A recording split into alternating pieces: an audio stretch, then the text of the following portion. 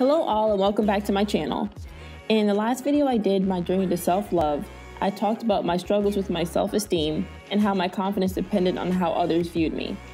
From comparing yourself to others on social media, to seeing ads and signs reminding you of what you need to change, it can be easy to get caught up and question your beauty.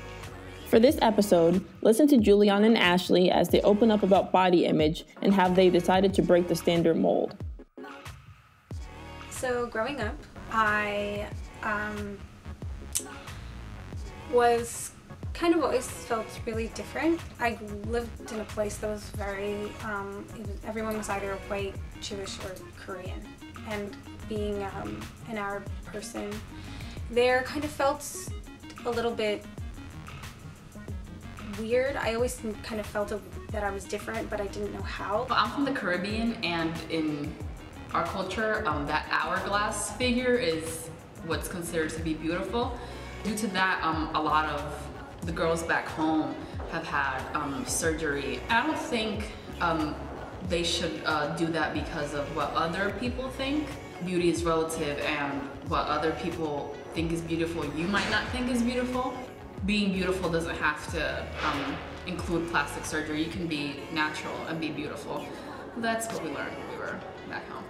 I grew up really close to the city, so after 9/11 happened, people were really like freaked out, and maybe 2 days later my friend was over my house and she was saying how her dad called the police because there was an Arab looking guy walking around the neighborhood, and my mom was like, "Why are you afraid of Arab people?" And she was like, "Yeah, of course I'm afraid of Arab people." And my mom was like, "Well, you're looking at one." And from that moment I was like, oh, okay, like I get it now. I understand like how I'm different from people. So when I was in elementary school, I was very overweight and I was bullied. So with time, it really got to me and I became anemic. And I was very unhealthy for a couple of years during elementary school and high school. And I went to several doctors and like therapists and everything. And then I told myself I couldn't harm myself because of what other people used to say to me. And then I started eating healthy, I started going to the gym, and I lost weight in a healthy way. In high school, when Facebook became a thing and people started using it, there would always be like, oh, like if like a guy like messages you on Facebook, like that means like that like they liked you, and it would be like, oh, the like cool guys and whatever. No one ever messaged me on Facebook to like hang out or like get my phone number, and so that felt really that just in comparison to like my peers,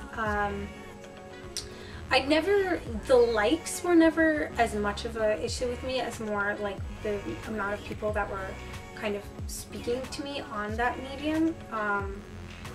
And I feel like I stopped kind of posting things on there because I wasn't getting as many reactions from people, and I didn't really have that many friends anyway. So I kind of abandoned it in relationship to posting things because it wasn't really helping my self-esteem. And then I feel like after high school, when I started like, you know, really being friends with like a whole different group of people, because you know, you go to school and you meet other people and you move places and whatever else, I kind of did start using it as like more of a platform of like sharing what I was doing and being like, oh, look how cool I am now, and things like that.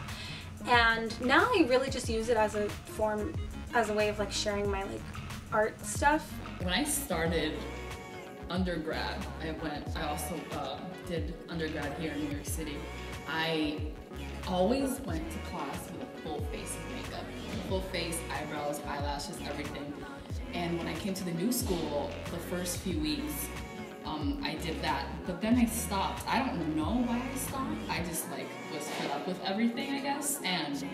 But the reason that I started is because I wanted people to look at me in a certain way. I don't know what way it is, but I love makeup. I love what it does to people, the transformations and everything. But I don't know, I guess I was just trying to be something, and I got tired. There were certain moments where I kind of just totally fell into what I was expected to do by society and beauty standards and things like that. But now I think I'm able to do that without feeling the same kinds of insecurities. Like now I kind of feel like, oh, like I'm me and I like being me. Moving away from like everything that is considered normative or standard. And I stopped really removing the hair from my body. Like I was always so ashamed of my unibrow, and now I let it grow, even though you might not be able to see it because I just pulled the hairs out of there for 15 years or more. What I really recommend girls, especially young girls, is not to let people's opinions get to you and let you harm yourself and just question yourself and your morals. So just stay positive and don't let other people's opinions just get to you like it did to me. It's kind of a process, and I still feel like I deal with it in a lot of ways. Like sometimes it's like, oh, like I hope that like this person like thinks I'm pretty or cool. Usually it's like I hope like I impress this person, like they think I'm smart, as opposed to like, oh, I hope that they think I'm pretty. I don't know if that's like a step of getting older or if that's a step of just kind of moving away from what people expect of you.